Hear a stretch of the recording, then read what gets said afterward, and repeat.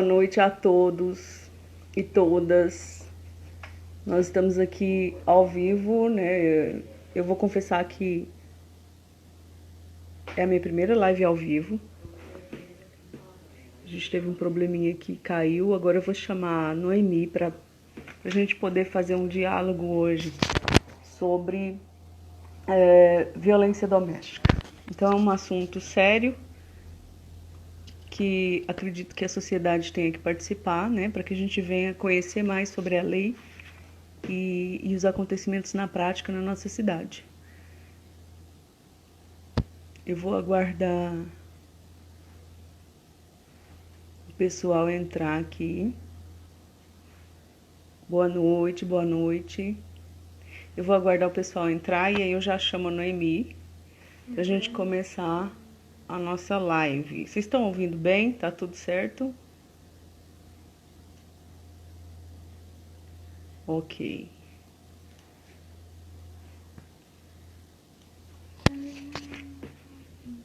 Tá, eu fui tentar gravar a primeira vez aqui, caiu. Algumas pessoas perderam, mas vamos esperando aí. Enquanto isso, eu vou chamar a Noemi. Pera aí. Vamos junto, hein? Convidar. Como que eu faço aqui agora? Eu vou pedir minha assessora aqui para me ajudar. Estou chamando aqui. Boa noite.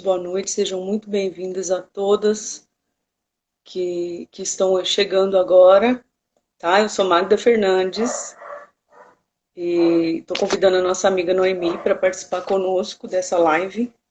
Eu vou confessar que é a primeira live que eu faço ao vivo e é uma novidade, a gente vai aprender juntas aqui. E nós vamos falar sobre o tema violência doméstica.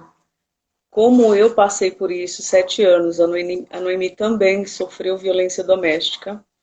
Nós vamos falar um pouquinho da nossa história, mas antes disso, eu quero falar do momento histórico, né, de mulheres e de acordo com a Lei Maria da Penha, como é que funciona na prática a denúncia, enfim, como é que a gente pode buscar ajuda, né, quais são os tipos de violência doméstica.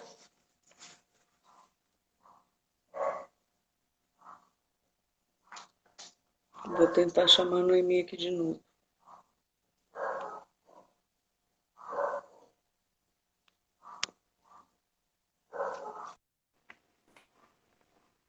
Oi! Oi, Tudo parece que bem? deu certo. Deu certo. Eu também tô apanhando aqui. Hum. A gente tá fazendo ao vivo. Eu tô falando aqui, já são 3 pessoas.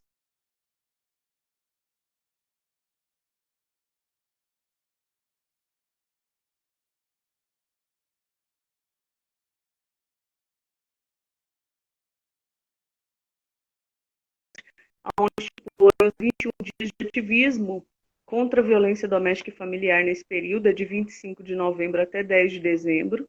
Então, nesse período aí, para que a gente possa conversar, falar sobre o assunto, né, trazer informações aí para que todos saibam quais são os tipos de violência doméstica.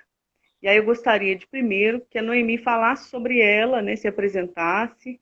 Eu a conheci nesse processo aí de política, né? E foi muito bom, gratificante. Eu louvo a Deus pela sua vida. E assim, Deus ele tem trabalhado projetos e propósitos, né? E Deus uniu a nossa vida aí, eu creio que por um propósito maior.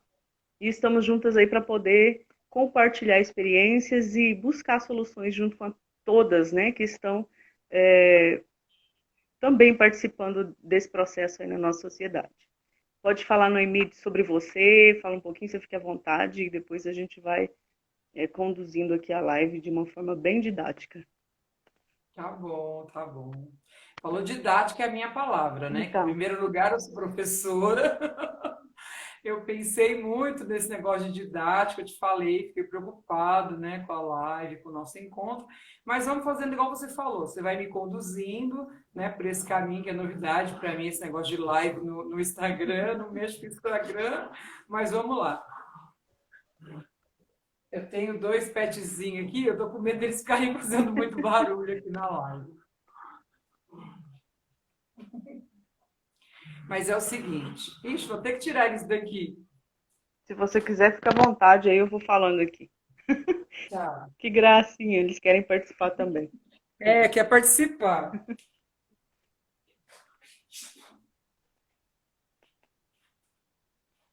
Então, para vocês que estão entrando agora, sejam muito bem-vindos. Estamos aqui começando a nossa live de hoje e vamos juntas aqui, porque é a primeira live que a gente faz ao vivo, né? Eu e a Noemi, então nós estamos aprendendo e queremos compartilhar com vocês um assunto de suma importância, né? Que é sobre violência doméstica. Nós estamos aí em 21 dias de ativismo, né? Contra a violência doméstica. E é papel nosso, né? Na sociedade também lutar para que as políticas públicas sejam efetivas, para que a gente venha aí em unidade, podendo ajudar aqueles que precisam, né? A gente vai compartilhar um pouquinho. Eu vou falar de mim. Para quem não me conhece, não sabe da minha história, eu fui casada, sofri 7 anos de violência doméstica, consegui romper o ciclo, graças a Deus fiz a denúncia e depois disso eu fiz faculdade de Direito porque eu queria justiça. E aí a gente vê que na prática não é bem do jeito que é na teoria, né? Então nós vamos falar um pouquinho sobre isso, da Lei Maria da Penha, dentro da lei, né, do que é a violência doméstica, que foi normatizado na lei, para que a gente venha saber, tomar ciência, né, buscar os canais aí de ajuda, de atendimento. E a Noemi, que eu a conheci também numa palestra, num chá que a gente foi compartilhar aí de testemunhos, né? Ela também sofreu um período e ela vai se apresentar aí para nós, para que a gente venha conduzir um diálogo mesmo, para que todos venham questionar, perguntar e vamos deixar aberto aí a todos. Pode falar, Noemi, sobre você. Então tá, boa noite para todo mundo. Meu nome é Noemi Moraes. Eu tenho um canal no YouTube, Noemi Reflexões, onde eu falo muito abertamente sobre vários assuntos, inclusive esse é um deles, né? Eu também sou poeta, eu tenho colocado em forma de poesia muitas situações que a gente passa, porque às vezes é dolorido dizer certas coisas, né? Então, quando a gente vai rimando, a gente vai romantizando as coisas, fica mais fácil de entrar. Não é uma coisa romântica, não é uma coisa legal esse abuso que a mulher vem sofrendo ao longo da história, mas a poesia ela tenta encaixar na cabeça de cada um para a gente devagarinho entendendo que muitas vezes os outros criticam como a pessoa não sai dessa situação porque não quer, a mulher não se ama o suficiente, por isso que ela não conseguiu se livrar. E quem já passou pelo processo sabe que não é bem assim, né, Magda? É verdade.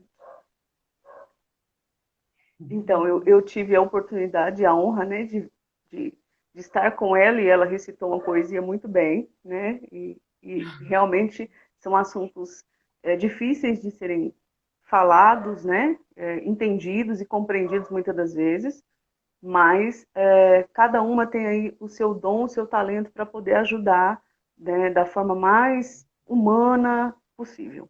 E o que a gente tem visto, infelizmente, é que a falha no judiciário, né? E eu compartilho um pouquinho aqui do contexto histórico. A gente sabe que a mulher foi adquirir o voto em 1932, na década de 30, e aí para frente, com a Constituição na época do Getúlio Vargas. Então, querendo ou não, ela foi se desprendendo aí do patriarcado, do machismo, daquela questão de estar debaixo da vontade do pai, do marido, né? Se desprendendo aos pouquinhos, e ainda isso vem até hoje. Apesar de a gente já estar no século XXI, né? A mulher ela foi conquistando aí seu espaço e a Constituição de 1988 ela garante a igualdade entre homem e mulher e garante aí os direitos de cada um, né, ao respeito à vida, à liberdade, à honra, né, todos os direitos elencados na Constituição, ele vem para todos, né, homem, mulher, independente de classe, de raça, de religião.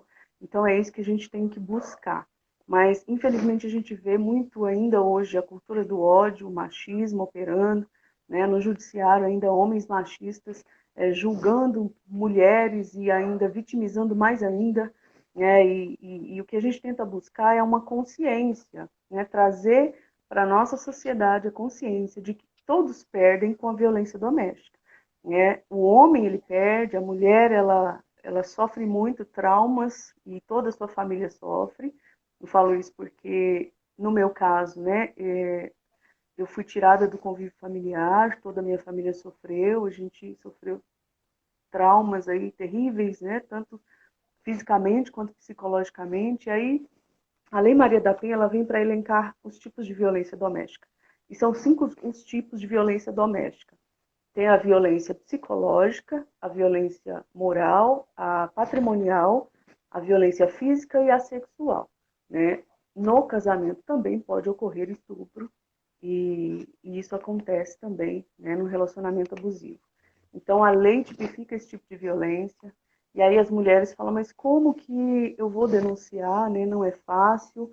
Eu falo porque na minha época, eu casei em 2005 e a lei ela foi sancionada em 2006, então era bem recente ainda, e na minha época só a vítima poderia fazer a denúncia. Hoje a gente tem visto muito divulgado já, né, tanto pelo governo quanto os estados e municípios, formas de denúncia. Hoje o vizinho pode denunciar, né, aqueles que estão próximos podem denunciar, mas ainda assim o policial ele só vai na casa da pessoa quando há flagrante delito. E ainda assim, se ele chegar lá e a vítima dizer que não está sofrendo nada, eles não podem invadir, porque aí vai entrar num outro direito, né, que é o direito da casa que é asilo inviolável, e aí eles não podem também invadir. Então, são situações bem complexas, bem complicadas, e o que a gente quer trazer é o seguinte, não cabe a nós, sociedade, julgar as vítimas que estão sofrendo violência. O que cabe a nós é procurar soluções e ajudas, né, para que essas mulheres se sintam realmente amparadas. E eu falo que uma falha da lei é no pós-denúncia, porque hoje todo mundo já sabe que é possível denunciar, né, ir na delegacia, tem o app aqui da nossa cidade, que é o Salve Maria, ele já faz a denúncia e cai direto lá na polícia, no 190. Então, a denúncia tem formas de fazê-la, mas é depois da denúncia que é o problema, né? O que acontece com essa mulher? Ela é a vítima e como que ela fica? Ela e a família dela, né? Então, ainda assim, precisamos de proteção para essas mulheres, trazer para elas um empoderamento, um tratamento psicológico. O medo ele é muito grande, né, durante esse processo, porque não é fácil, mas a gente tem que trazer, assim, é, várias, né, situações de proteção realmente. E a gente sabe que na nossa cidade nós temos órgãos que protegem, né? Tem a SOS Mulher, a ONG, que foi fundada inclusive pela Cláudia Guerra, doutora. Ela agora está ali, né, na vereança, ela vai assumir como vereadora no próximo mandato, e isso já é uma vitória para nós mulheres, é um canal ali de acesso na Câmara Municipal de Uberlândia, no Legislativo. Obrigada, Tâmara, estou te vendo aqui, um beijo. A todos que estão participando, isso é muito importante, um assunto de extrema relevância, então a gente tem que falar sobre ele mais.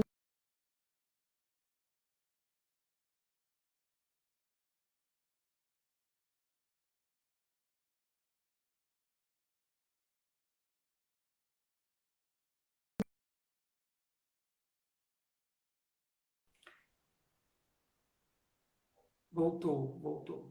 Então eu quero que a Noemi fale, porque ela é psicopedagoga, né, trabalha com famílias que sofrem também, e não só a violência doméstica, quando a gente fala, é violência sexual contra a criança também, né? Uhum. Então são violências que são graves e num âmbito, num ambiente que deveria trazer amor e proteção, né? Olha só como que é difícil isso, né? Pode falar, Noemi, eu falo muito, aí você fique à vontade para falar Tá aí bom. e colocar Tá suas bom. considerações. É assim, eu acho legal uma parte de nós, pelo menos, introjectar um conceito que tem se falado muito, já tem algum tempo, mas a gente não está atento. Então, a partir de hoje, eu acredito que depois de ouvir essa live, a gente vai começar a prestar mais atenção nesse termo. Foi um termo cunhado em 1973. As mulheres sempre sofreram violência, né? Mas em 1973, em Estocolmo, na Suécia, teve um assalto. E foi um assalto que deu muita repercussão, né? E na hora de muita correria, muito desespero, e tiro, e morte, não sei o que, não sei o que, um monte de coisa que aconteceu, depois pesquisem, por favor. a polícia veio e foi fazer a intervenção para ajudar as pessoas que estavam sendo reféns dos ladrões, dos assaltantes, dos bandidos.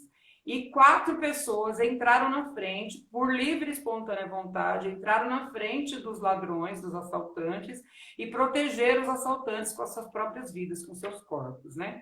Então, a psicologia achou de estudar o que acontece na mente humana quando a gente protege o nosso agressor, né? Então, esse termo síndrome de Estocolmo foi cunhado em 1973 por causa desse acontecimento, que teve uma grande repercussão, e a psicologia começou a estudar mais a fundo e deu esse nome, né? Então, o que acontece? A pessoa tem um problema psicológico ali, para ela conseguir se organizar e ter a situação menos dolorosa possível, ela resolve dar atenção ao seu agressor. Entendeu? O agressor coloca na cabeça dela, seja ele bandido, assaltante, ou muitas vezes o marido, muitas vezes o namorado, muitas vezes o noivo, às vezes um pai, às vezes um irmão, às vezes um amigo, acontece também. A pessoa abusiva começa a conversar demais na cabeça da pessoa e entra psicologicamente na cabeça da pessoa. Tem gente que tem maestria nisso. Tem gente que é amador, mas desde sempre, ao longo da sua vida, da sua história, por causa de todo o seu berço, etc., já tem uma propriedade nisso. E tem gente que vai aprendendo a fazer isso. Depois cria o seu jeito, entra na mente da pessoa psicologicamente falando e vai falando, ó, para melhorar a sua vida, para ser o menos doloroso possível, siga as minhas regras. Entendeu? Então, a pessoa, não é que a pessoa está apaixonada pelo agressor. Na síndrome de Estocolmo, muita gente não compreende porque pensa assim, então, a pessoa se apaixona pelo agressor? Como assim? Se apaixona pelo ladrão, pelo assaltante? Não. É uma questão psicológica que acontece. Eu, como psicopedagoga, falo com propriedade. A gente quer, eu já passei por isso, então eu senti na pele, a Magda também, né, Magda? A gente sentiu na pele. A gente quer que seja o menos doloroso possível, e a pessoa está ali na nossa frente, ela vai nos cercando de um jeito, ela vai nos isolando do convívio social, de tal forma que a gente só tem aquela pessoa por intermediadora do mundo externo. Então, ela começa a impor as regras dela, ela começa a entrar psicologicamente na nossa mente de um jeito que a gente acha que o único salvador da nossa situação é ele ou ela. Por quê? Porque a gente está isolado. O abusador, ele faz isso, ele nos isola, para que ninguém entre na nossa mente falando uma versão diferente da que ele tem. Então, normalmente, uma mulher que sofre de um relacionamento abusivo, o marido, num primeiro momento, o namorado, o noivo, num primeiro momento, isola essa pessoa, vai isolando ela de amigos, vai isolando ela de familiares, vai isolando ela de um jeito muito camuflado. Muitas vezes a pessoa é agressiva, o homem é agressivo e impositivo. Outras vezes não. Outras vezes é sutil, né? No meu caso, né, você falou que o seu ex-marido foi agressivo e ele usava arma e etc. Comigo, depois, uma oportunidade que a Magda me der, eu conto um pouquinho da minha história. Comigo, ele foi sutil, sutilíssimo. Eu pensava assim, nossa, ele é a última Coca-Cola do deserto, porque eu não tinha ninguém, eu estava completamente isolada, eu fui me isolando, parecia que era a minha vontade de me isolar.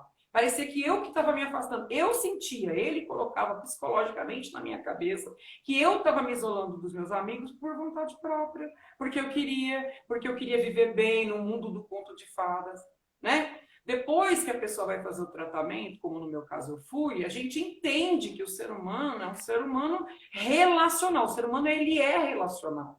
A gente, para viver bem, assim como, vamos supor, o cachorro precisa do osso, né? O coelho precisa da cenoura, né? Cada ser vivo tem as suas necessidades. O ser humano tem necessidade relacional, né? A psicologia diz que nós somos seres que não nascemos para ser eremita, separados, isolados. E que, indo mais a fundo na psicologia, inclusive, a gente diz que um ser humano que se isola completamente do convívio social, ele tem no máximo 5 anos de vida saudável. Então, quer dizer, é grave isso. Esse abusivo, ele vai isolando a gente de um jeito que a gente se torna enfermo, é um doente que está ali isolado, é uma situação patológica. Quando a gente vai se afastando das pessoas que a gente ama, a gente vai acreditando na história do abusivo, a gente vai acreditando quando se ele fala assim, seu irmão falou isso de você, sua amiga deu em cima de mim, ninguém ama você. Quando ele faz essas observações, como ele é o único provedor de informação do nosso meio, porque a gente afastou de todo mundo, a gente vai acreditando de um jeito que torna verdade dentro da nossa mente. É incrível isso, né, Magda? Mas é assim que acontece. Vira verdade. Infelizmente é dessa forma, vai acontecendo assim de maneira sutil, né? E eu falo porque o meu ex, para mim, ele tem uma psicopatia, algum problema assim relacionado à psicopatia, na verdade. Eu li um livro que fala Mentes Perigosas, o psicopata mora ao lado, então eu vi características, né, nesse livro muito pertinentes, muito assim idênticas, vamos dizer assim, do meu ex. Então, a gente começa a ouvir aquilo que eles falam, e como a gente vai ficando isolada, aquilo passa a ser a verdade. Né? É como o mito de Platão, a gente vai ficando naquele mundinho das sombras e aquilo ali para nós é a realidade. Né? Então, é muito complexo, é muito difícil. Por isso, as pessoas que estão de fora, elas olham e falam, mas meu Deus, como que essa vítima, como que essa mulher não consegue sair, ou como que ela admite, né, ser tão humilhada, tão abusada, tão menosprezada. A primeira coisa que eles fazem é diminuir a nossa autoestima, né, tirar de nós toda a nossa essência e fazer com que nós sejamos marionetes deles, assim, no sentido literal da palavra, porque é uma situação complicada. E outra, nós mulheres, nós casamos para ser feliz, para constituir uma família, então a visão é essa. E quando a gente depara com uma realidade totalmente diferente daquilo que a gente está acostumado a ouvir, né, a sonhar, enfim, tem isso, né? Ainda bem que de agora para frente a realidade tem mudado, né? As nossas crianças e adolescentes já não são tão assim acreditando nos príncipes do cavalo branco, porque na nossa época tinha muito isso. Né? E isso é cultural, né? Essa cultura ela vem arraigada ainda e precisa ser trabalhada. E aí que é onde muitos falam, muitos historiadores, que a gente tem que desconstruir o machismo, desconstruir para reconstruir, para fazer algo novo, para que as nossas crianças, jovens, adolescentes venham ter uma visão diferenciada de que o homem e a mulher eles estão ali no mesmo ambiente para se relacionar, para fazerem juntos a fazer de casa, para somar nas ideias, não para um diminuir o outro, né? Não é dessa forma. Então, o relacionamento abusivo acontece em que o abusador ele acaba e vou dizer até assim que ele pisa em cima da vítima e fica massacrando ela e o prazer dele se torna isso, né? Em torturar aquela vítima e tudo aquilo que ela ama ele vai tentar de alguma forma atingir para torturá-la mais ainda. Então é muito complicado, é muito complexo, é preciso que nós, como sociedade, venhamos realmente a nos unir, a trazer debates, a unir as forças para ajudar essas pessoas, porque tem meios, sim, da gente sair. Eu falo porque nós, né, Noemi, a gente conseguiu romper esse ciclo. Não é fácil, mas a gente conseguiu. E a gente reconstruiu nossa história. E estamos aqui hoje para dizer para você, mulher, que é possível recomeçar, reconstruir, né? E viver em paz, viver a liberdade que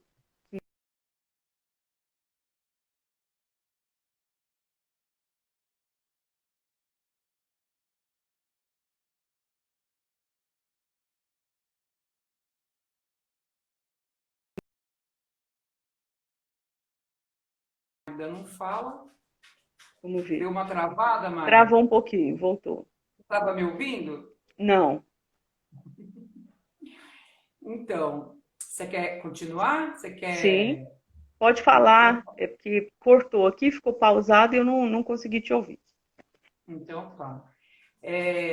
Não, eu dizia que muitas vezes as pessoas, por falta de experiência no assunto, pensa que é bobagem.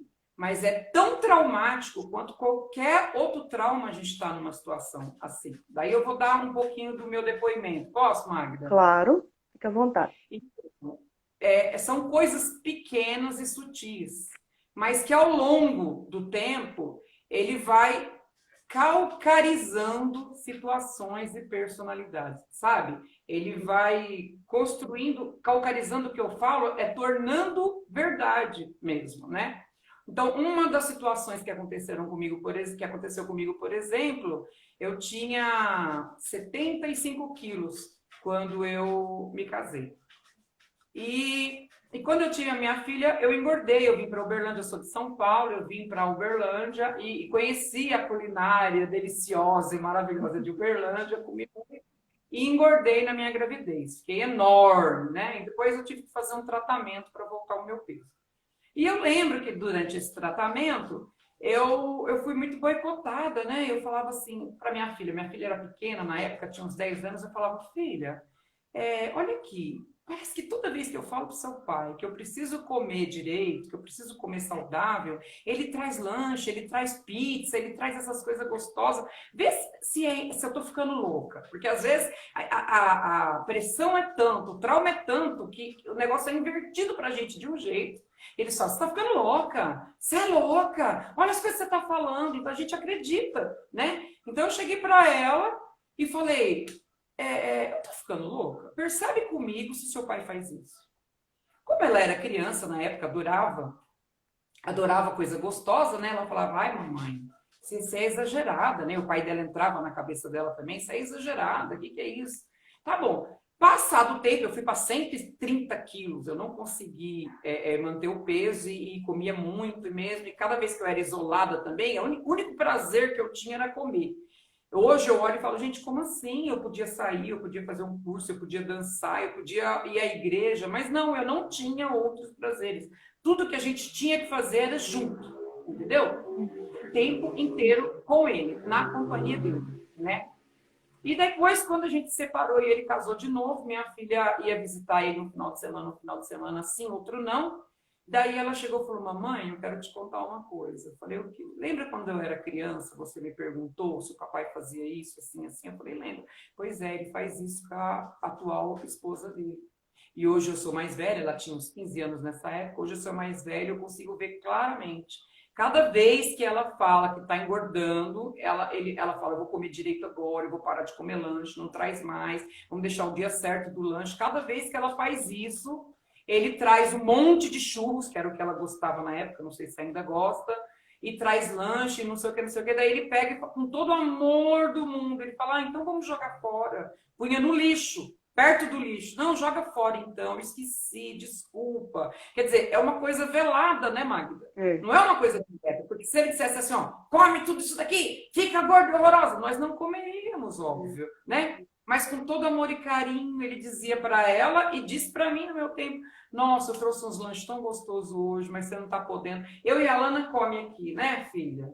E eu ficava olhando aquele cheiro maravilhoso. Eu aguentava? Claro que não. Eu devia ter força de vontade? Devia, mas eu não tinha na época.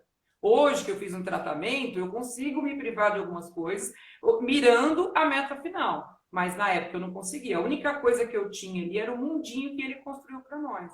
E quando eu conseguia, que eu falava que eu ia lanchar, porque eu estava sendo acompanhada por nutricionista, endocrinologista, né?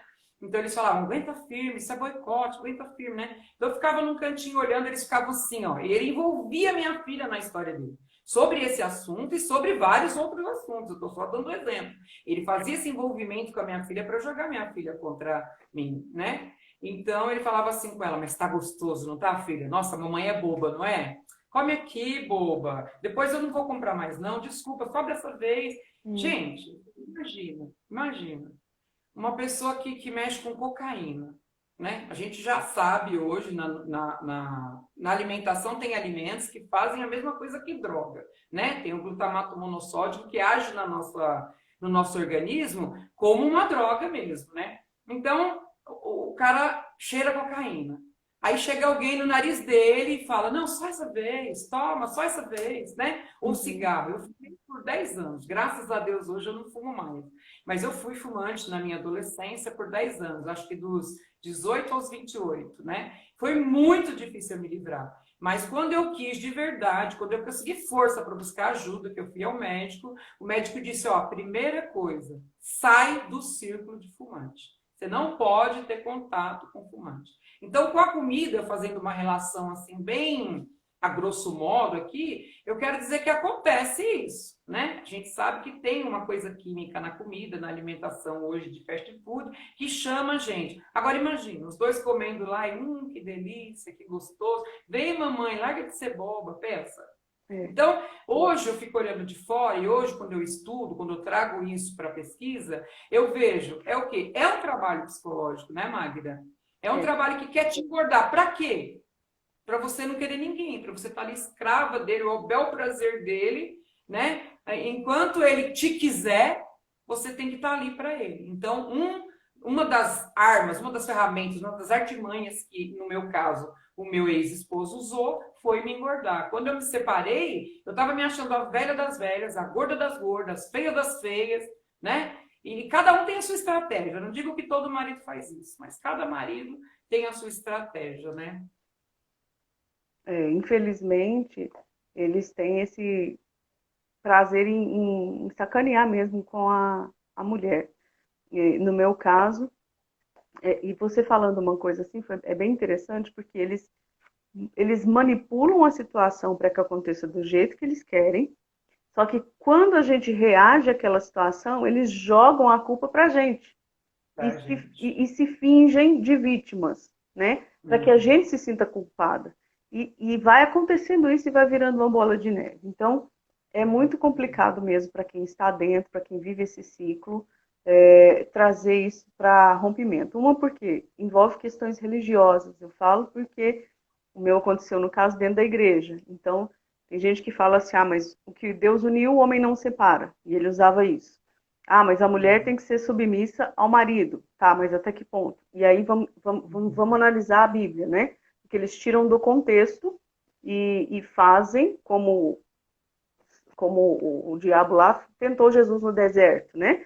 Então ele foi, levou Jesus ali e tirou o versículo do contexto, usando para que Jesus pulasse do abismo, entendeu? Então, assim, eles fazem um jogo, uma manipulação para que a gente fique refém, para que a gente também perca forças e outra. Tirar do convívio social é a primeira coisa que eles fazem, né? Para que a gente não tenha realmente ninguém do nosso lado para poder nos ajudar e a gente se sinta desprotegida. E aí a proteção vem só com aquela figura, né?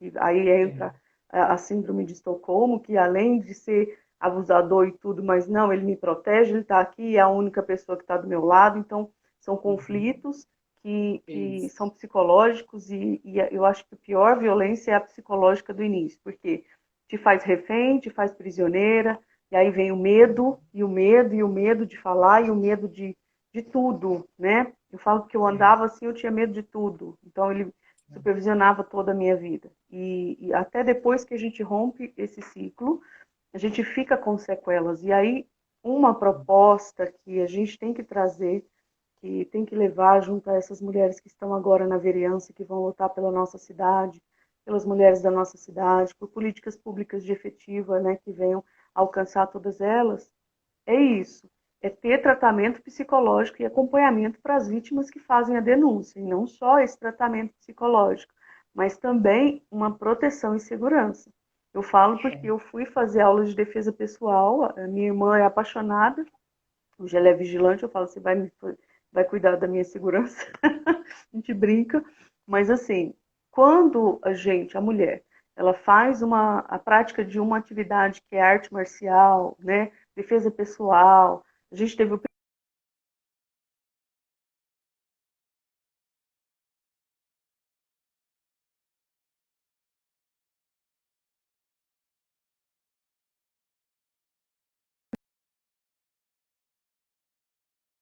Internet resolveu o problema.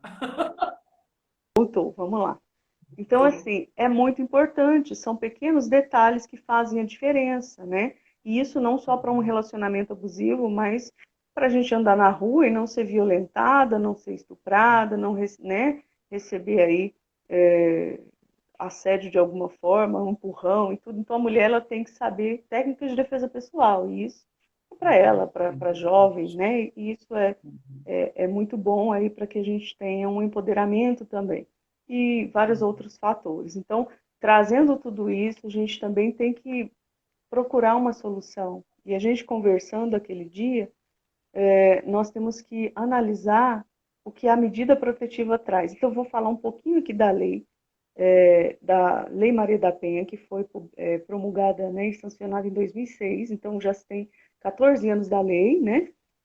Ainda assim, há muito que se fazer, porque, infelizmente, na prática, alguns artigos não são cumpridos.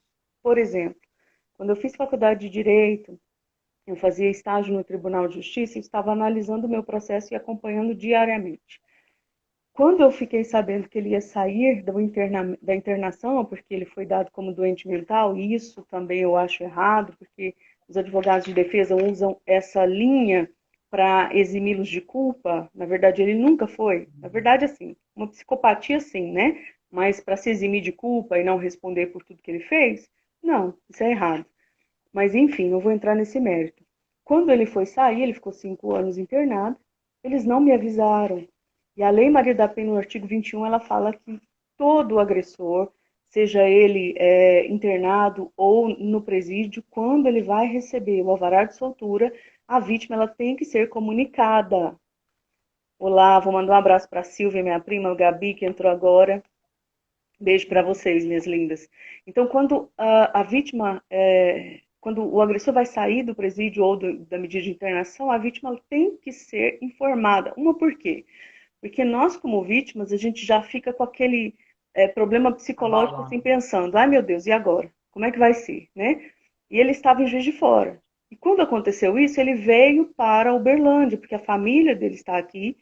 E outro detalhe, ele ia fazer acompanhamento no CAPS, que é na praça onde minha filha estudava. Então, assim, olha para você ver, o descaso do judiciário, o completo, assim, sabe, nem ter uma comunicação entre o Poder Judiciário de Juiz de Fora, que é Minas, com aqui, para que eles pudessem elencar esses dados aí e verificar a proteção da vítima. Então, é um desserviço isso.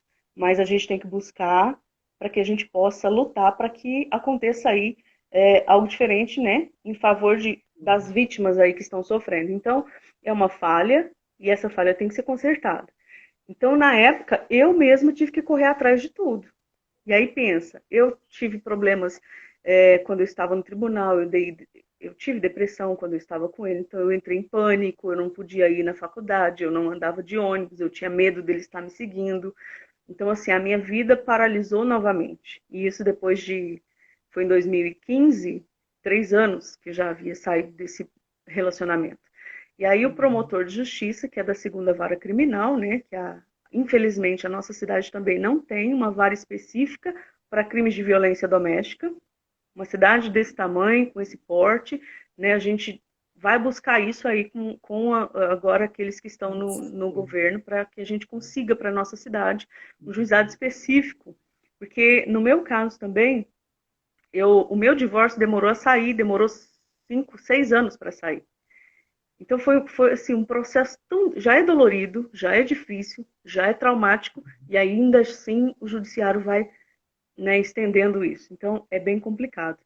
Então isso, eu falo assim, eu consegui analisar o processo, eu tive ali com o promotor, ele me ajudou, ele me orientou, ele falou, Magda, não paralisa a sua vida, mas vai lá, vai na vara de execução, informa isso, isso e isso, e eu fiz tudo isso, mas eu fazia faculdade de Direito, então eu tinha meios para fazer. Agora, pensa numa vítima de periferia, uma negra, pensa naquelas mulheres que têm vários filhos, não sai de casa, que se esconde ali para que esse agressor não chegue até ela nem seus filhos.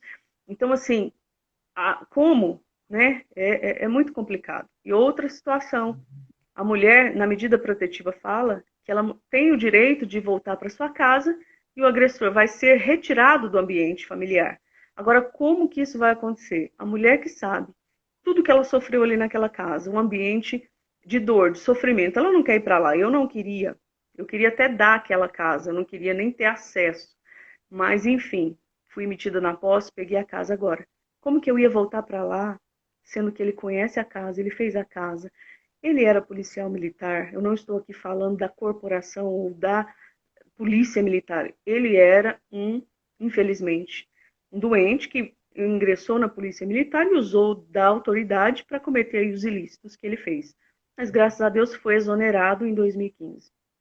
Então, é muito complicado, porque ele falava, olha, Você não conhece policial bandido, você não sabe o que eu posso fazer. E ele fazia atrocidades. Tanto que ele pegou uma pistola que ele tinha e matou o nosso cachorro. Ele deu 3 tiros num Rottweiler que a gente tinha, deixou ele morto no quintal de um dia para o outro e falou: é isso que eu faço com quem eu amo. Então, as ameaças que a vítima sofre, é ela que sabe. E outra, ela conhece a capacidade do agressor. Né? Então, é muito complexo, muito difícil. Mas a gente tem que entender que é possível romper esse ciclo. Infelizmente, a justiça não é feita da forma que a gente acha que deveria ser, né?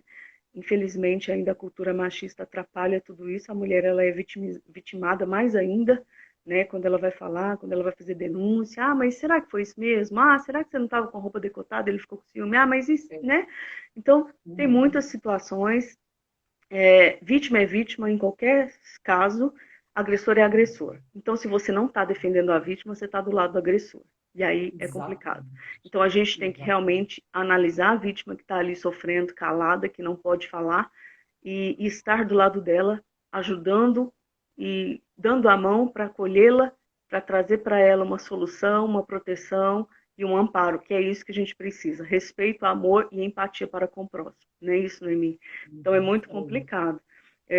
A gente olha assim na prática e às vezes vê que o judiciário age de uma forma automatizada, mas não só o judiciário, até psicólogo e tudo vai se tornando aquilo médico, né? Quando vai tratando muito daquela, daquela situação, parece que eles vão ficando meio que automatizados. Sai um pouco da humanidade para não sofrer muito, mas enfim, é tempo da gente ser mais humano com o próximo, agir olhando sim para que a vítima consiga sair e recomeçar a sua vida, né? A sua história. Magda, tenho um conselho, sabe? Eu sempre digo assim para as pessoas que me procuram, como eu sou professora, né? Então eu tenho acesso a muitas mães. Muitas mães me procuram, o que que eu faço, né? Ou às vezes me levam, sabe que eu defendo essa causa, né? Levam amigos, falam histórias de parentes, de famílias, né? Então qual que é a indicação que eu dou? Num primeiro momento, eu queria que ficasse claro assim, ó, há profissionais e profissionais. É, Há médicos bons e há médicos ruins. Há policiais bons e há policiais ruins. Há psicólogos bons e psicólogos ruins. Há professores bons e professores ruins. Então, que tem profissional que não está atuando adequadamente na sua área? Tem.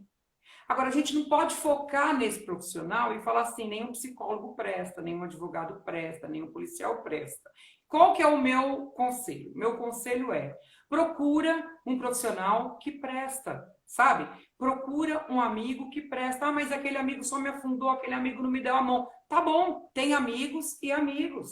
Tem profissionais e profissionais. Então, não deu certo com um, não vamos generalizar. é, Vamos procurar outro e outro e outro, até que a gente vai encontrar alguém que vai te dar a mão e falar, não, minha irmã passou por isso, minha mãe passou por isso, eu tenho uma amiga que passou por isso, eu passei por isso, entendeu? Se a gente não desistir, porque se desistir é a morte, ou física ou psicológica, é a morte, né? Eu falo que com 21 anos, eu me senti uma velha, com 21 anos eu estava na janela, com um copinho aqui embaixo, com uma roupinha de velha, na janela, vendo os meninos da escola saírem, como eu te contei aquele dia que eu fui na sua casa, né? E eu vi as crianças saírem assim, tudo da minha idade, Magda, fazendo ensino médio, sabe? Ou pouco menos do que eu, sabe? E eu vi aquela alegria, as crianças pulando assim, ele tinha me roubado de mim. Tem um livro, inclusive, do padre Fábio de Mello, que eu recomendo, leiam, ele é de uma linguagem muito acessível, é um livro muito bom.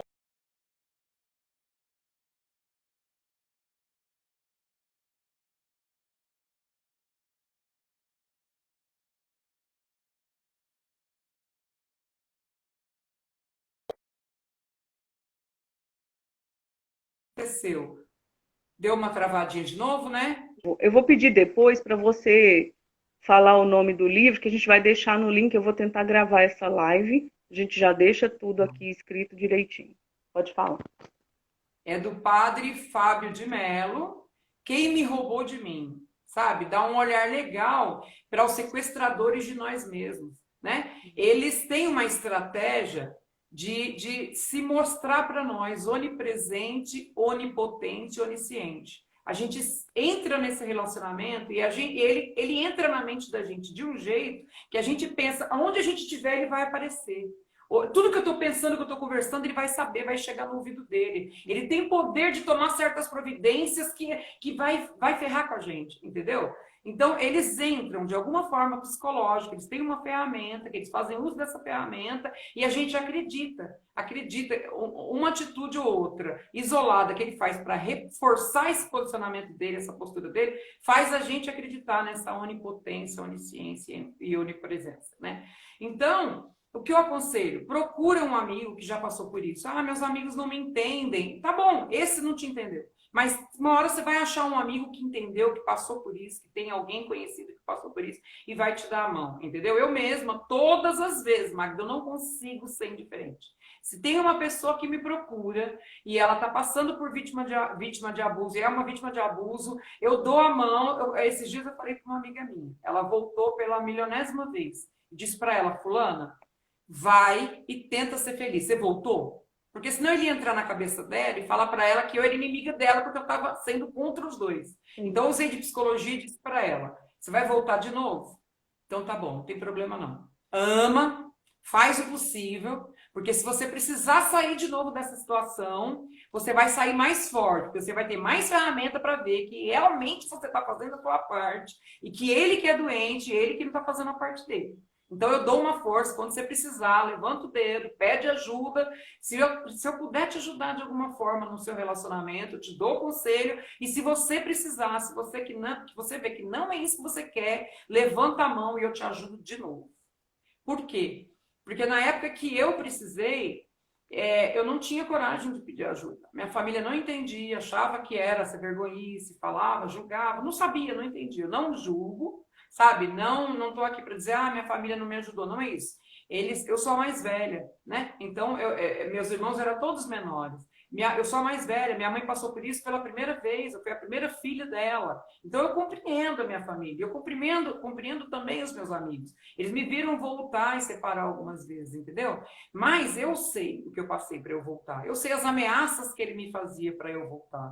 Entendeu? Eu sei tudo que eu recebia dele de situação psicológica opressora que entrava na minha mente de um jeito que me fazia acreditar que ele ia pôr em prática aquilo que ele estava ameaçando. Né? Igual você falou, seu ex matou o cachorro no quintal, falou o que eu faço com os que eu amo. Como que uma pessoa vê uma situação dessa e não treme a base? Não mexe com o psicológico? Como? Né? Hoje que eu estou de fora, eu faço um enfrentamento diferente. Hoje eu falo para as minhas amigas, ou para as conhecidas, ou para as mães de alunos, hoje eu digo assim, olha, quando você conseguir, não é de uma hora para outra, não é de uma vez, mas quando você conseguir, tenta um enfrentamento exterior. Por dentro você está morrendo, por dentro você está temendo, mas por fora, mantenha a postura firme, finge que ele não está te amedrontando. É o primeiro passo para ele arregar. Nossa, ela não está mais tendo medo de mim?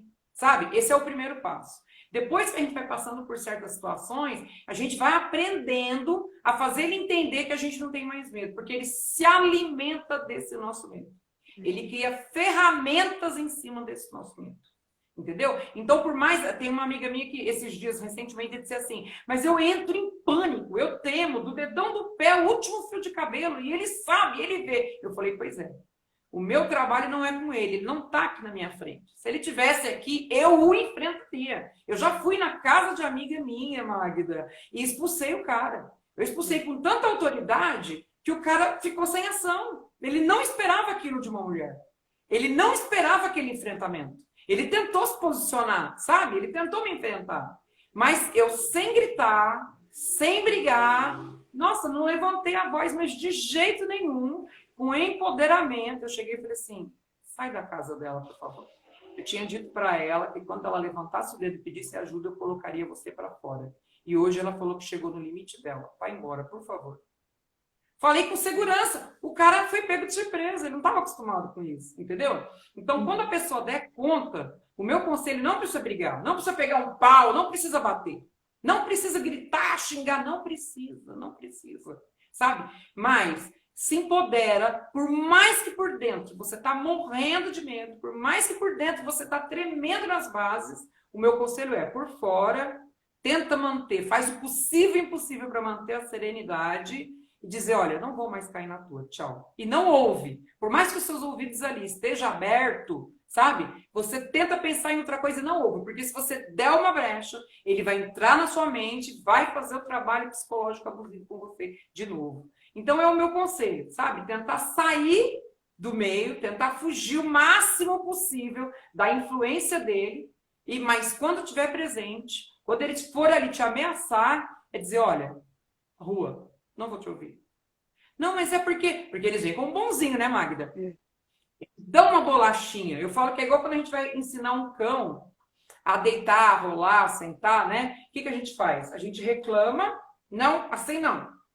Ou, quando ele faz uma coisa que a gente quer, a gente dá um biscoitinho, dá uma bolachinha. Eles fazem isso quando eles estão adestrando a gente.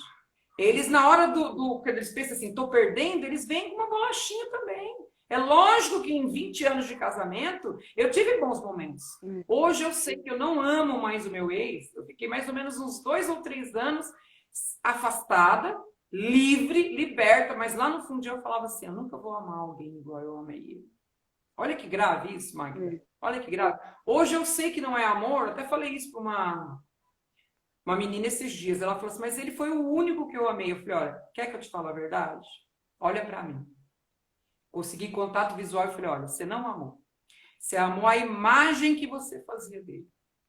Porque no decorrer do tempo que vocês estiveram juntos, ele deu essas bolachinhas do adestramento. Então, você se apegou nesses momentinhos, mas esses momentinhos foram só bolachinhas, não era quem ele era de verdade. Então, você amou a bolachinha. Você não amou ele. Então, a gente vai desconstruindo isso que a gente chamava de amor, né? Até esses dias, um amigo meu disse assim, eu ouvi falar do MADA. Você já ouviu falar do MADA? Que é Mulheres que Amam Demais Anônima, né? Ele falou para mim, você já ouviu falar do MADA? Eu falei, já sim, eu já levei muitas amigas, né? Toda vez que eu via necessidade, que eu via que eu, com as minhas palavras, eu não dava conta, eu levava, né? Que é uma ONG que fala justamente disso, de mulheres que amam tanto aos outros que não conseguem amar a si mesmas. Foram roubadas de si mesmas, né? Então, esse amigo meu disse assim, olha, mas eu fiz um curso, e nesse curso o palestrante disse que não existe mulher que ama demais. Ele criticou ferrenhamente essa ONG, dizendo assim, como assim mulheres que amam demais anônimas? Né? Porque lá nesse movimento, nessa ONG, eles seguem os 12 passos do Alcoólicos Anônimos. Né? Então tem os passos para a gente fazer a libertação da droga, que o organismo... um barulhão aqui agora, que o organismo da gente sente e produz, né, quando a gente está dentro dessa situação. Então, quando a gente vai para o MADA, né, Mulheres que Amam Demais Anônima, na verdade a gente está querendo se livrar da química, não é do ex, que o ex a mulher já se separou, é dessa química. Daí esse meu amigo disse assim, não existe isso. O meu palestrante lá do meu curso falou assim que... Eu falei, olha, então deixa eu te explicar psicologicamente. Falei para ele, qual que é a tua área? Aí ele falou a área dele, que ele tem bacharelado, tem bacharel na área dele, que não convém falar agora. Eu vou dizer, se eu for mexer em alguma coisa da tua área, vamos supor que você seja um mecânico. Eu vou falar mecânico para não falar a área dele e não expor ninguém, né? Vamos supor que você seja um mecânico. E daí você está consertando o carro e fala, não, mas eu não quero que conserta a direção desse jeito, o freio desse jeito. Eu quero que conserta assim, assim, assim. Você vai dizer para mim assim, se olhar bem no meu olho, vai dizer, mas olha, Noemi, eu sou o mecânico aqui. Eu sei por que eu preciso colocar essa peça aqui. Então me ouve agora com a mente aberta. Eu sou a mecânica dessa situação. Falei para ele, eu sei do que eu estou te falando. Né? A psicologia não é uma revista que eu li. A psicologia é científica, né? Ela é ciência, né? Então, acontece que quando...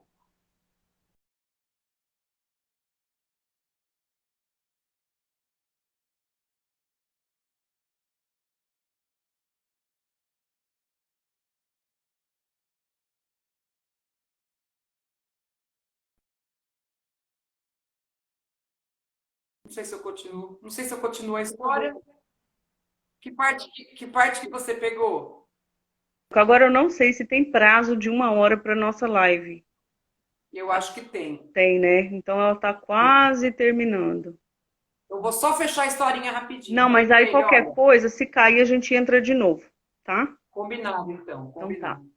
Então, e eu disse para ele, olha, você como mecânico sabe bem da sua área. E eu sei da minha área, então eu vou te falar da ciência, eu vou te falar a parte científica do negócio. Quando a gente entra no MADA, a gente entende que a mulher que está amando demais, ela chama aquilo de amor. Então, quando a gente está lá dentro do processo, a gente descobre que não é amor, mas é quando a gente está lá dentro do processo. Então, quem está de fora, né, fala assim, amada, mulher que ama demais, amar demais é bom. Não, é porque quem está amando demais se entregou de tal forma que já não é mais amor. Entendeu? Já é uma entrega total, já é um sequestro que o cara teve com a pessoa. Entendeu? Então já não ama, não é mais amor. Só que a gente continua chamando de amor porque a vida inteira a gente foi romantizado. Aprendeu, né, do príncipe encantado, do cavalo branco e tal. Então, infelizmente, ainda tem esse estigma de que, mas é porque eu amo, eu estou sofrendo porque eu amei demais. Né? Não é mais amor, né? Já é sequestro. E realmente a pessoa, eu falo que a mulher ela é muito emotiva, né, sentimental, e aí quando esse tipo de homem vem, ele já vem com esse lado, né, trazendo várias ilusões, e aí ele consegue aí daquela forma que, como ele já tem esse desvio aí de personalidade, ele já consegue fazer isso. Mas Verdade. nada melhor do que a gente trabalhar o que, que é a essência do amor, e aí a gente vem em Jesus Exato. Cristo, né? Que se entregou, morreu, morte de cruz, ele sim nos ama com um amor infinito e incondicional. E na Bíblia Sagrada fala que o amor ele não arde em ciúmes, ele suporta, né, dores, sofrimento, mas não no sentido de quê? De humilhar outra pessoa e aí invadir aonde o respeito termina. Né? A gente tem que entender isso. Cada ser humano é único, cada ser humano tem aí sua história, né? A gente não pode generalizar, como você mesma falou, Noemi, claro, existem profissionais e profissionais, a agressão e violência doméstica acontece tanto no nível mais baixo quanto no mais elevado, no mais alto, então, assim, a gente não Exato. pode fechar os olhos para isso, então não pode também generalizar as pessoas, porque cada pessoa tem uma história, cada pessoa já passou por um processo, né? Cada família tem aí a sua cultura, o seu sistema, e é claro que num relacionamento, sistemas diferentes vão ter aí algumas, como que a gente fala, umas faíscazinhas, mas isso tudo é natural, e aí no diálogo a gente resolve isso. Só que relacionamento É abusivo, não. saudável, né, Magda? Quando a gente resolve no diálogo. Você fica muito chateado, a pessoa fica, o casal fica muito magoado, fica muito triste, mas fala, então vamos sentar e conversar. Deixa de ser saudável quando a outra parte quer impor que só a verdade dela é a verdade absoluta, né? Daí vai deixando de ser amor que vai sequestrando a pessoa e esse amor chama adicção. É uma adicção igualzinha da droga. A droga, o ex-drogado fala, eu sou adicto do cigarro, eu sou adicto da droga, eu sou adicto da bebida, né? Tem um adicto do amor. Ele é adicto, ele é viciado, né? Se você me permite agora, eu até gostaria de recitar aquela poesia que eu recitei aquele dia, que o pessoal tudo falou que gostou. Posso? Claro, claro. É assim, chama adicção, inclusive. O que é o amor? Me parece que é só sofrimento, só angústia e muita dor. Por amar, só me lamento. Me diz, isso é o amor? Pois eu vivo pelos cantos, sou como espinho sem flor, só choro, vivo em prantos. Me diz, isso é o amor?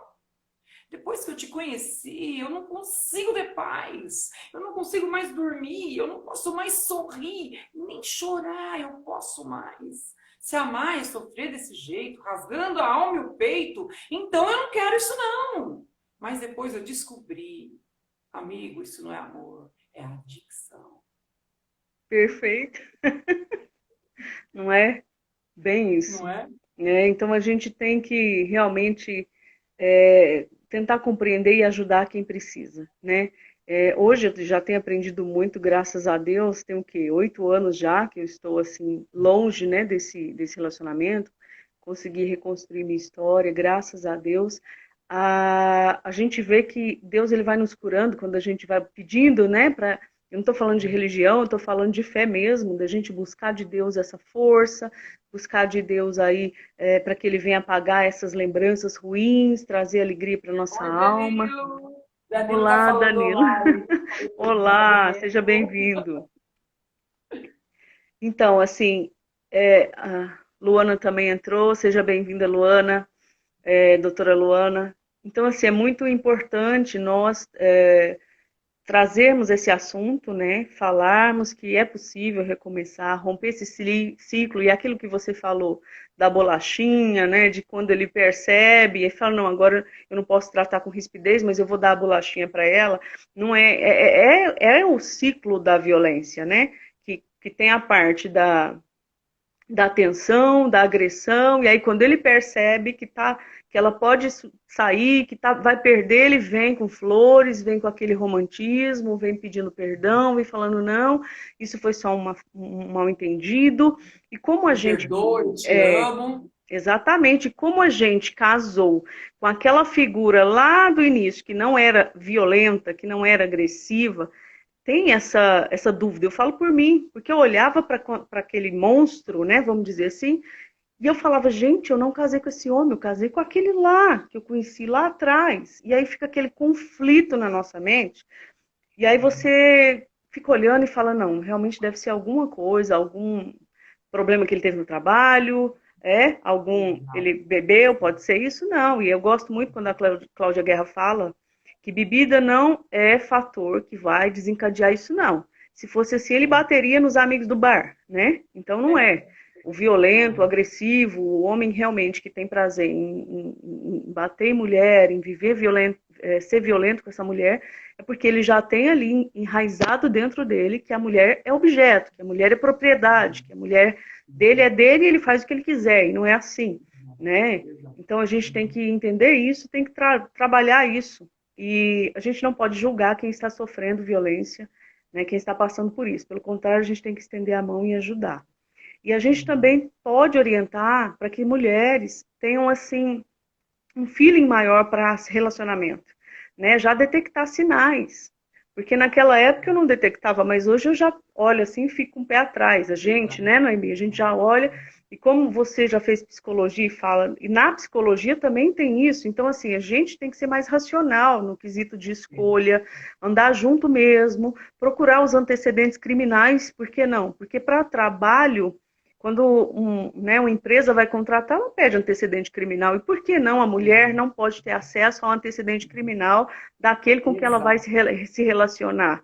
Né? Então, exato. assim, é muito difícil. A gente tem que realmente trazer uma consciência, né? Para que as pessoas tenham consciência de que nós somos seres humanos, nós somos dignos aí de direito, de respeito, e todos são Isso, Olga, iguais a gente perante está a falando lei. de ó, cultura de misoginia. É Triste isso, é isso mesmo. muito triste mesmo, né? A gente tem que realmente ir trazendo aí essa desconstrução, né?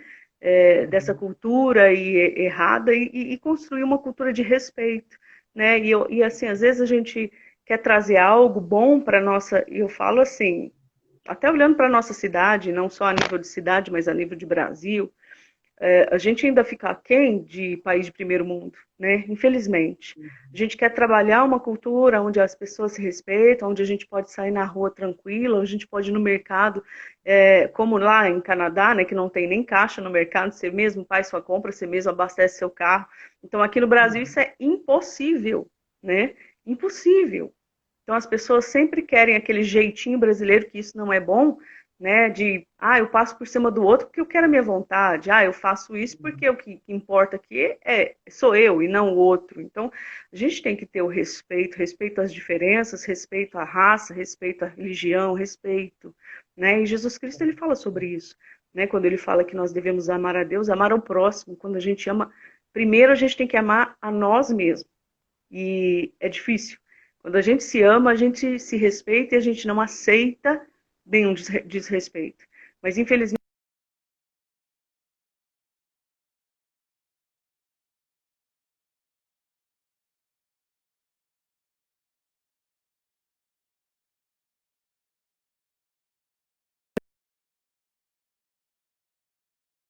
Tá me ouvindo? Voltou? menos de uma hora, não sei se vai cair aqui. Mas está muito legal o nosso bate-papo, estou gostando disso. E é muito bom, né, a gente poder compartilhar de alguma forma para somar, na vida do próximo, né? Ser um canal de bênção, ser um canal de ajuda. Está faltando isso, né? Essa sororidade, essa empatia. Então, assim, a gente vai deixar aqui, eu quero ver como que funciona, eu vou tentar salvar essa live, compartilhar, e quero deixar também de inscrição aqui o livro que você orientou, também vou deixar aqui o Mentes Perigosas, tem ele em PDF, ele é super fácil de ler também, interessantíssimo. A gente tem um canal, que é o canal Eu Te Entendo, que a gente vai estar unindo mulheres aí num propósito, né, de orientar, de ajudar. Olha, a gente pode trazer também aqui os endereços da ONG SOS Mulher, Delegacia da Mulher, eu tenho ali e vou disponibilizar também, porque é uma rede, né? Quando a gente se une em prol do próximo e vai, né, aumentando essa rede aí, eu acredito que o mundo muda, né? Apesar da gente olhar hoje e falar, mas eu sou só uma formiguinha, mas várias juntas vão trazendo aí uma diferença para o futuro da nossa cidade, para a nossa geração, né? Que é o que a gente precisa fazer. Eu vou deixar para você falar, fazer suas considerações e agradeço desde já imensamente você ter aceitado e a todos que participaram, estão aí conosco, é um prazer imenso. Então, eu estava apavorada, né? Quando você me convidou, eu te falei aquele dia na sua casa. Eu falei assim: olha, eu não sou muito boa ao vivo, não. Porque, assim, como eu tenho um canal no YouTube, como eu falei, no Emi Reflexões, eu falo para muita gente também, quando eu dou palestra e tudo. Então, o povo pensa assim: nossa, ela não é tímida. Sou, gente, sou imensamente tímida. Acontece que as coisas que eu falo e os textos que eu costumo falar e o assunto que eu costumo debater são assuntos que eu já tenho em mente, porque é a minha área. É a minha profissão. Então, vem naturalmente, né, Magda? É, Agora, quando é para improvisar, assim, eu falei, ai, meu Deus, eu não sei se vai dar certo, não. Mas, graças a Deus, foi muito, muito bom. Gostei muito, adorei estar do seu lado, Magda. Você é uma luz, sabe? Eu, assim, eu amei ter conhecido você. Eu falo para muita gente de você, eu sabe? Eu também. apaixonei. Foi amor à primeira vista, né? Por quê? Porque a gente se identifica com quem já passou por isso. A gente sabe que fala a mesma língua, né, Magda? A É. gente sabe que entende a gente sabe que a gente pode falar certas coisas que outras pessoas talvez não entenderiam, né? Então teve essa empatia na hora que eu te vi, quando você começou a dar seu depoimento lá na casa Da pastora Daniele. da pastora Daniele, né? Assim que você começou a dar o seu depoimento, eu me identifiquei de um jeito muito, muito amoroso, muito carismático, muito empático. Eu quero te agradecer de coração e dizer assim, olha, coloca, tem uns vídeos que eu falo sobre esse assunto, coloca lá algum comentário, passa meu telefone, a gente conversa. Eu também tenho um canal de ajuda só para esses assuntos também. Eu estou à disposição, estou inteira disposição, como eu falei. Quando eu vejo que é esse assunto, eu não consigo me eximir. Eu vou lá e pego, e abraço e ajudo. Isso mesmo, vamos juntas aí, né? O Dan também pode vir junto, que a gente vai ajudar aí no que for preciso, né? A gente precisa de uma rede mesmo de pessoas que se disponibilizem realmente para compartilhar, né? Testemunhos, compartilhar que é possível a gente recomeçar. Você vê, eu tirei uma foto antes, eu até vou postar depois ali, eu tenho ela no meu Instagram antes e depois, quando eu estava casada e depois que eu consegui romper o ciclo e estava livre. Isso foram quase 10 anos de diferença de uma foto para outra. Teve pessoa que falou assim, menina, eu pensei que eu era mãe e filha na foto. Então, assim, realmente um relacionamento abusivo acaba com o seu físico, acaba com a sua doença mental, com a sua... você fica doente, né? A mente fica doente, o físico fica doente. Eu falo porque eu perdi um rim. Então, eu estava vendo ali num post da psicologia que o medo adoece o rim. E eu tive um nódulo no rim direito, fui tirar o nódulo, não dava, porque já tinham vários nódulos, então eu perdi o rim direito por conta de tanto medo que eu vivi. Então, assim, levei um tiro também, né? Com 30 dias de operado, eu levei um tiro. Então, assim, não é fácil a gente viver num relacionamento abusivo, é muito medo envolvido, a nossa família toda sofre, padece, né? A família toda e as crianças que passam isso também. Então, para que não haja uma evolução, né, para que essa criança não venha reproduzir isso, é preciso tratamento psicológico com a vítima e os filhos, né? Então, para que a gente possa buscar isso daí, né, para todas que precisam. E assim, um prazer imenso. Eu fiquei muito feliz em conhecê-la, conhecer a Patrícia, conhecer essas mulheres novas aí que a gente conheceu. E vamos juntas conquistar aí muito espaço aí na nossa cidade. Vamos trabalhar em prol das mulheres e trabalhar em prol dos homens também, que inclusive ontem, dia 6 foi o dia do laço branco, que o homem também tem que se envolver com esse assunto, né? De proteger essa mulher, de lutar também para que não haja violência doméstica, porque infelizmente muitos homens vivenciam as suas mães sofrendo, né? Então vamos aí lutar para que a nossa sociedade seja uma sociedade sem violência, né? As famílias precisam de amor, de afeto, de proteção, é tudo isso que a gente precisa e espera, né? O Dan está falando aqui. O medo acaba com muita coisa se não nos cuidarmos. Ainda bem que contamos com, você, com pessoas como você. Ô, Dan, vou te conhecer pessoalmente ainda, hein? Com certeza. Muito bom, viu? Nós vamos deixar a live salva. Eu vou Eu vou ver como que funciona aqui. Eu também estou aprendendo com você, Noemi. Eu acho que todo mundo aprendendo aqui. Mas nós vamos encerrar por hoje, né? Não vão faltar oportunidades para a gente fazer mais live, né, Noemi?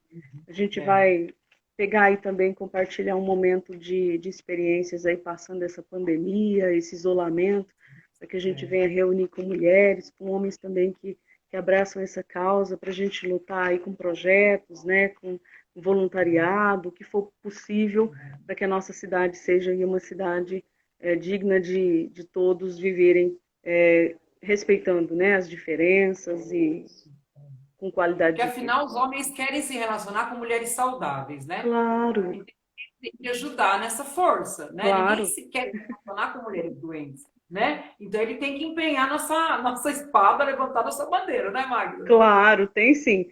E outra, ai, minha mãe, um beijo, mãe. Minha mãe chegou aí. Acho que ela já estava desde o início, pastora Celi.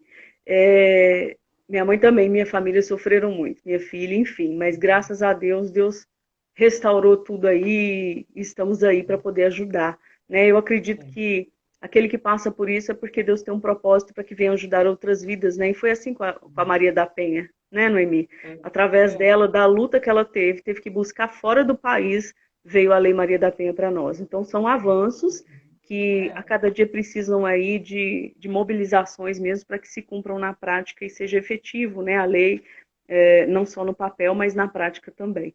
Então, que nós Uhum. possamos aí nos unir com força, com amor e com, com a ajuda de todos, a gente vai conseguir. Tá? Eu quero deixar um beijo a todos que participaram da live conosco, que ficaram aqui até o final. A gente vai deixar aqui o canal da Noemi, é Noemi Reflexões no YouTube. Tá? Ela cita ali as poesias dela, que são maravilhosas, eu acho lindo. As obras, né, que ela citou do Padre Marcelo, não, Fábio de Mello. Eu também vou deixar aqui aquelas Mentes Perigosas. Se alguém quiser também, eu tenho ela em PDF, posso disponibilizar. E aí a gente vai se falando, vão acompanhando aí nas redes sociais, no meu Instagram, né? E é isso. Gratidão a todos. Tá bom, minha linda? Um Gratidão, beijo, a gente se fala. Muito Magda. obrigada, Beijo. viu? Deus abençoe. Amém a todos nós. Amém.